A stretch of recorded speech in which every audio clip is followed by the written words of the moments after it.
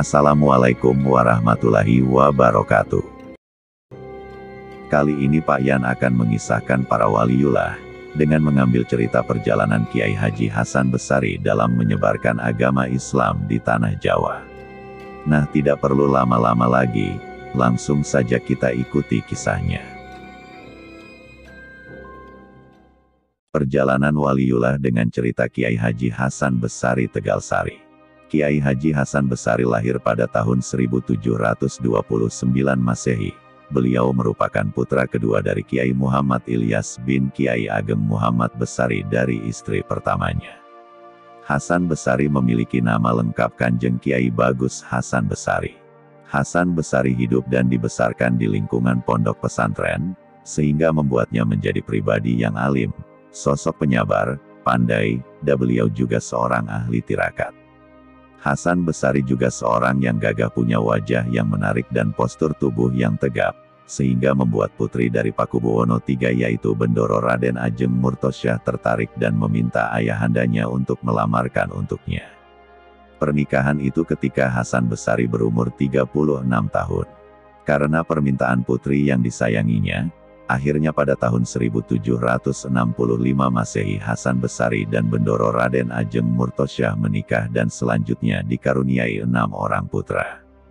1. Raden Mas Martopuro. 2. Radep Ajeng Saribanon.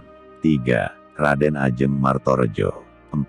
Raden Mas Cokronegoro. 5. Raden Mas Bawadi. 6. Raden Ajeng Andawiyah. Dalam tradisi masyarakat Jawa, ulama atau kiai mempunyai posisi yang sangat tinggi dalam strata sosial masyarakat. Karena dalam masa pemerintahan kolonial para pemimpin kekuasaan seperti sultan dan raja lebih menaruh perhatiannya dalam politik, dan urusan agama diserahkan kepada para kiai. Sedangkan, urusan agama ini bukan hanya soal hukum saja tapi juga termasuk yang mengatur masalah-masalah sosial, sehingga kebanyakan kiai memiliki pengaruh yang sangat luas di pemerintahan dan masyarakat. Begitu juga Kiai Haji Hasan Besari sangat besar pengaruhnya pada khususnya masyarakat Tegalsari dan pada umumnya masyarakat Ponorogo dan Kasunanan Surakarta. Sampai saat ini pun namanya juga masih sangat dikenal akrab khususnya di masyarakat Ponorogo. Para penduduk desa mengatakan bahwa desa-desa tanpa ulama mungkin sudah runtuh sendiri.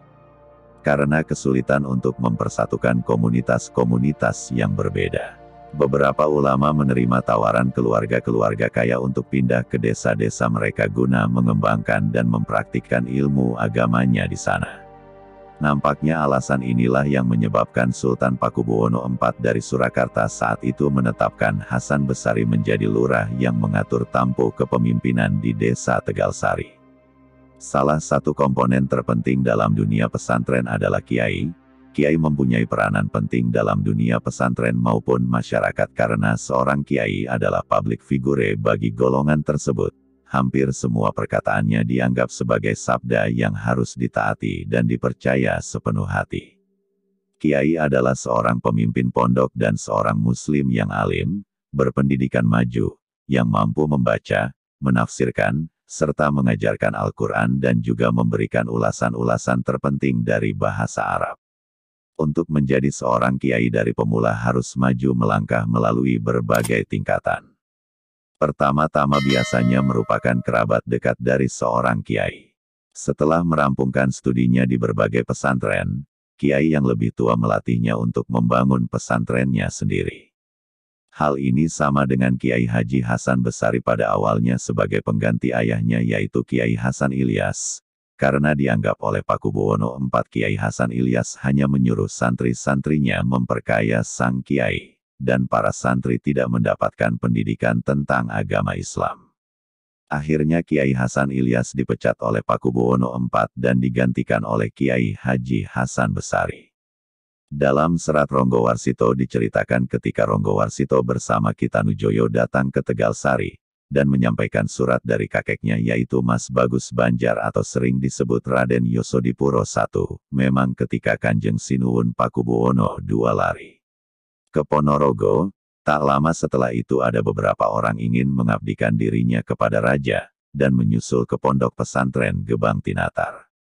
Namun yang diterima hanya Raden Yosodipuro I, yaitu kakek dari Raden Ngabe Ronggowarsito.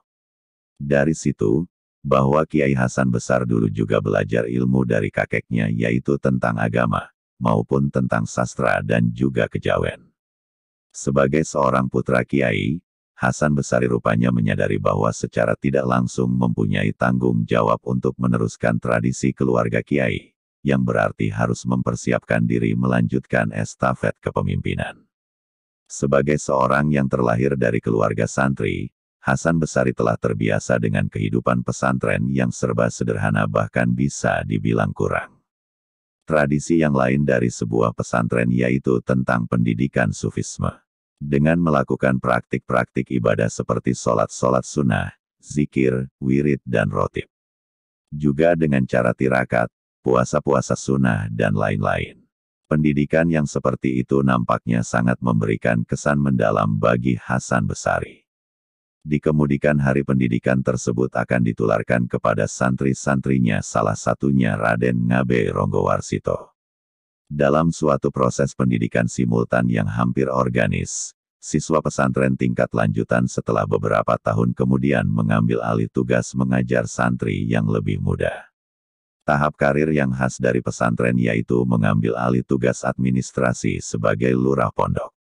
Menjadi ustadz kiai muda atau dalam masyarakat lebih dikenal sebagai Gus, Badal Kiai, dan seterusnya.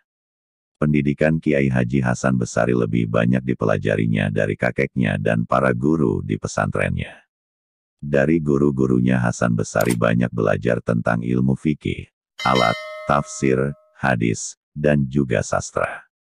Sebagai seorang guru dari Raden Ngabe Ronggowarsito, tentunya Hasan Besari dalam bidang sastra mempunyai pengetahuan yang sangat mumpuni. Khususnya dalam sastra Jawa, mengingat Raden Ngabe Ronggowarsito adalah pujangga Keraton Surakarta Hadiningrat yang sangat terkenal.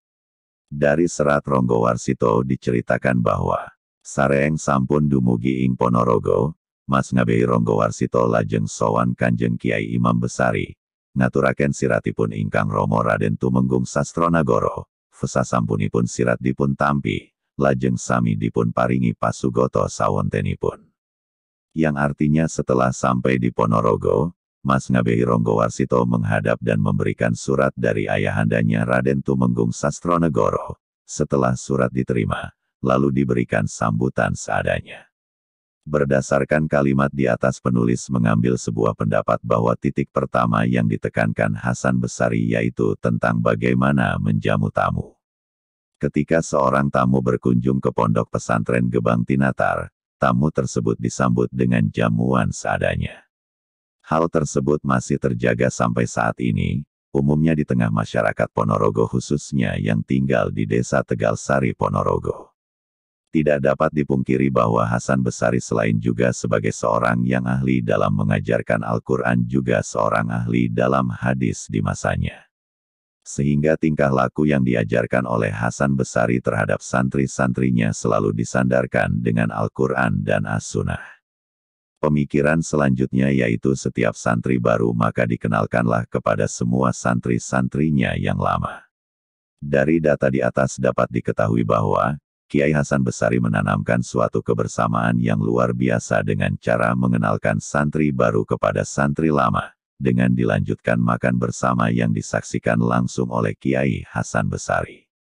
Selain sebagai pengenalan, makan bersama ini juga akan membuat santri muda akrab satu dengan yang lain baik yang lama, maupun santri baru. Bahkan tradisi ini masih sering digunakan di pondok-pondok pesantren di masa dewasa ini, maupun di Tegalsari sendiri. Acara makan bersama ini biasanya dilakukan saat bulan Robiul Awal yaitu dalam rangka memperingati Maulud Nabi Muhammad Shallallahu Alaihi Wasallam. Ketika ada acara-acara untuk memperingati hari besar Islam yang lain.